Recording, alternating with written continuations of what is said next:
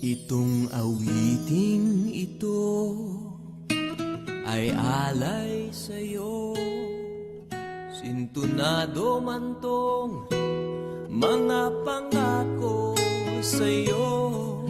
Ang gusto ko lamang kasama kang tumanda.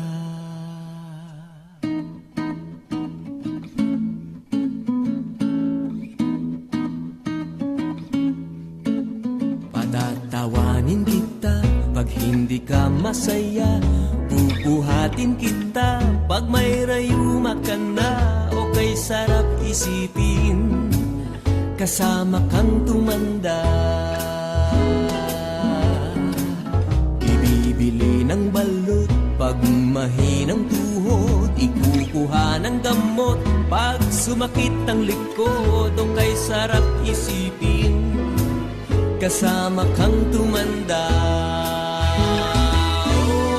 Oh, sasamahan kahit kailanman, may di kumulang di mabilang, 30 araw sa isang buwan. Umabot man tayo sa 3,001. Magmukha mang bruha pagising sa umaga, pupunasan ko pa ang muta mo sa mata. O kay sarap isipin kasama kang tumanda.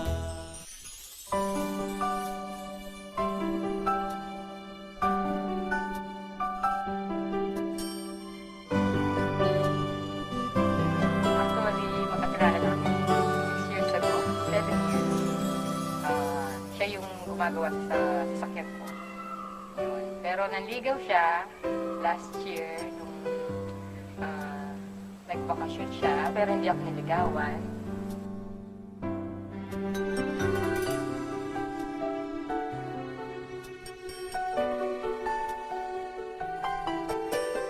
Nakilala ko si Mel nung nagpagawa ng sasakyan sa akin. Actually, nagpakilala sa kanya si Ate Leng, yung pangalan nila. Doon siya namin.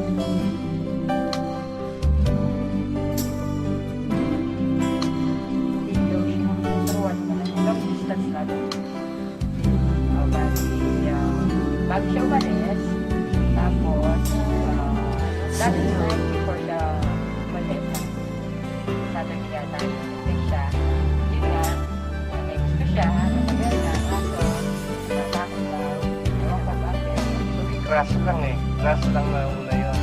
Tapos kung lagi ko na siyang nakikita, yun parang naggusto. Pero hindi ko pa siya niligawan. Kaya lang, puro patagalan din. Takot din ako sa kanya nun. Dahil strict na siya. Pero nung nag-abroad na ako, yun, tapos umuwi ako. Doon ko talaga na mapalis na ako. Doon na ako nagtapat sa ako.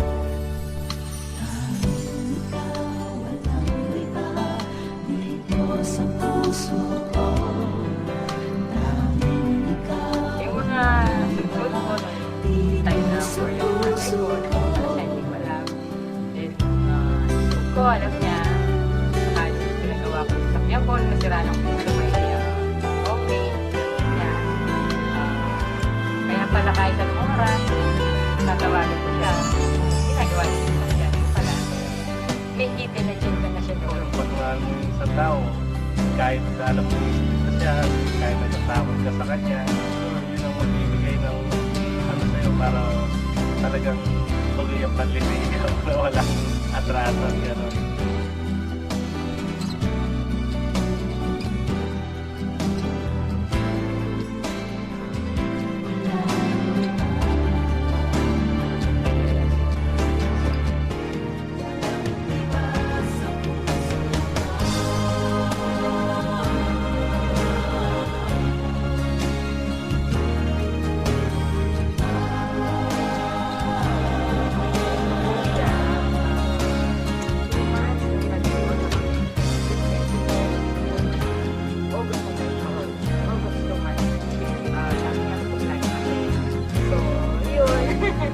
para may accommodation, laptop, yung lang nag-check siya. Meron ng ministry ko rin kay bro na hinahanap ko yung parang kapitid kay tatay ko na hindi mataas pinag-aralan niya pero family-oriented, God-fearing.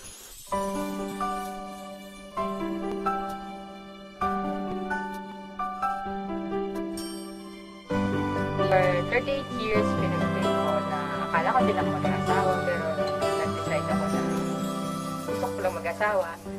Yun. Sa puso ko, siya na pala. Kahit nasa malayo na ako, siya pa rin talagang hinahanap ko. Ang dami kong naging kaibigang babae. Saka siya talagang hinahanap ng puso.